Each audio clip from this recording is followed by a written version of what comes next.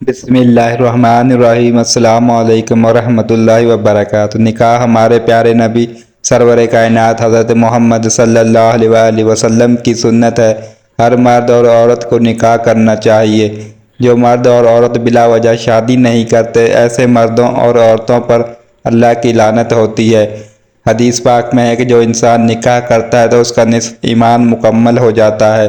اس کا مقصد یہ ہے کہ شادی کرنے سے انسان بے شمار گناہوں سے بچ جاتا ہے۔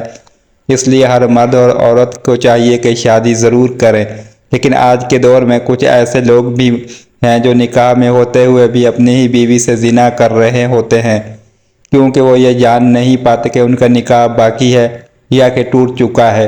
کچھ باتیں ہمارے مذہب نے ایسی ہمیں بتائی ہیں کہ آج کے لوگ اس کو تنگ نظر کہتے ہیں، لیکن ہم آج پوری ذمہ داری سے آپ کو اللہ کی بتائی ہوئی حدود بتائیں گے کہ جن سے تجاوز کرنے سے میاں بیوی ایک دوسرے پر حرام ہو جاتے ہیں۔ آج کی ویڈیو میں ہم 7 ایسے عمل کا ذکر کرنے والے ہیں کہ جن کے کرنے سے مرد عورت کا نکاح بغیر طلاق کے ہی ٹوٹ جاتا ہے۔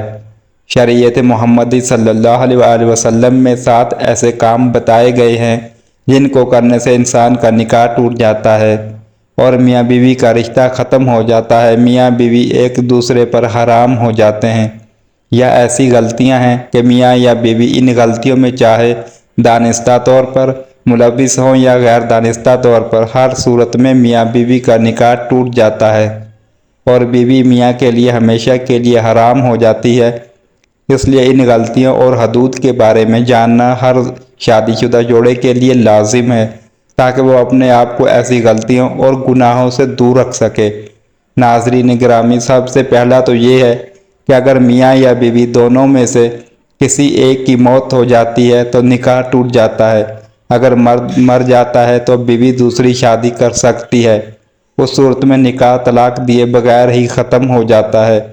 نمبر 2، اگر شوہر یا بیوی دونوں میں سے کوئی ایک بھی دائرہ اسلام سے باہر ہو جائے تو نکاح ٹوٹ جاتا ہے۔ اگر دونوں میں سے میاں ہو یا بیوی اسلام چھوڑ کر دوسرا مذہب اپنا لیتے ہیں تو میاں اور بیوی کا نکاح ٹوٹ جاتا ہے۔ ایسی صورت میں طلاق لینے کی ضرورت نہیں پڑتی، کیونکہ نکاح مذہب تبدیل کرنے سے ہی ٹوٹ جاتا ہے۔ اگر کسی کے ساتھ یہ صورتحال پیش آئے تو ان کا نکاح ٹوٹ جاتا ہے۔ اگر دونوں میں سے کوئی ایک اسلام چھوڑ دے تو پھر بھی میاں اور بیوی اکٹھے رہتے رہیں تو وہ حرام طریقے سے رہ رہے ہوتے ہیں۔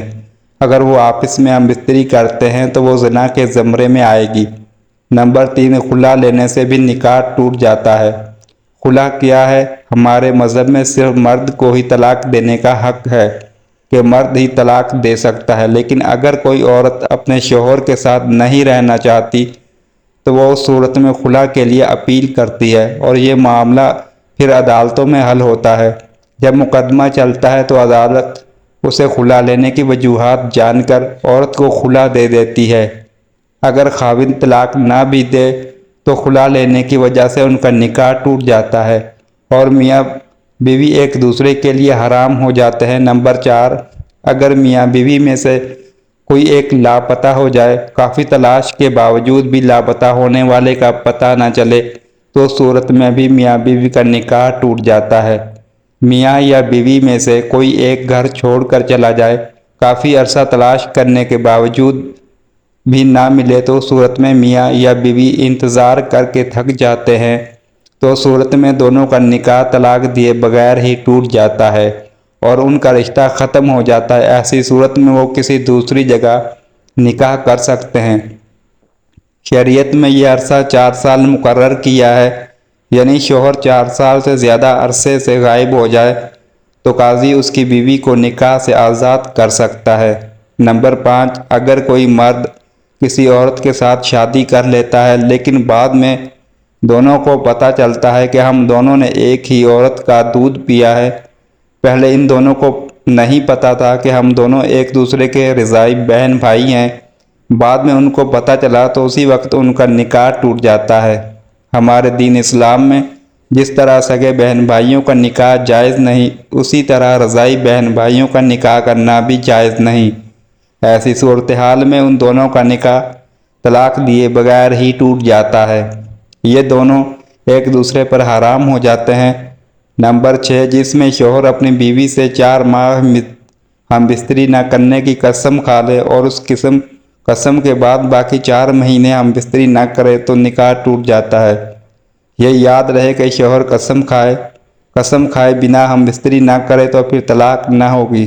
نمبر 7، اگر لڑکے کی عمر 7 سال یا اس سے زیادہ ہو جائے تو اس کی ماں کو چاہیے کہ اسے ساتھ نہ سلائے۔ اگر بیٹی کی عمر 9 سال یا اس سے زیادہ ہو جائے تو اس لڑکی کو باپ کے ساتھ نہیں سونا چاہیے۔ اگر اس عمر میں بیٹی اپنے باپ کے ساتھ سو جاتی ہے اور خدا نخواستہ باپ یا بیٹی کے ذہن میں برا خیال آ جائے تو باپ کا نکاح ٹوٹ جاتا ہے۔ اس لیے شریعت میں ہے کہ بیٹی 9 سال کی عمر سے زیادہ ہو جائے تو اس کو ماں باپ کا پیار بھی کرنا چاہیے، تو باپ صرف اپنی بیٹی کے سر پر ہاتھ پھیر سکتا ہے۔ اگر باپ اپنی بیٹی کا بوسہ لینا بھی چاہے تو صرف سر سے بوسہ لے۔ جب بیٹی 9 سال کی ہو جائے تو باپ کو بیٹی کے جسم سے اپنا جسم دور رکھنا چاہیے۔ اگر باپ اپنی بیٹی کو پیار کرتا ہے اور اگر باپ یا بیٹی کی شہوت جاگ جائے تو باپ کے لیے بیٹی کی ماں حرام ہو جاتی ہے اور ان کا نکاح ٹوٹ جاتا ہے۔ ماں اور بیٹے کے لیے بھی یہی حکم ہے۔ تو ناظرین، یہ ہیں وہ 7 صورتیں جن میں میاں بیوی کا نکاح باقی نہیں رہتا۔ اللہ تعالیٰ تمام شادی شدہ افراد کی زندگیوں کو خوشیوں سے بھر دے۔ ناظرین، اگر آپ کو ہماری ویڈیو اچھی لگی ہو تو اسے لائک کریں اور مزید ایسی اسلامی ویڈیوز کے لیے ہمارے چینل کو سبسکرائب کریں۔ شکریہ، اللہ حافظ۔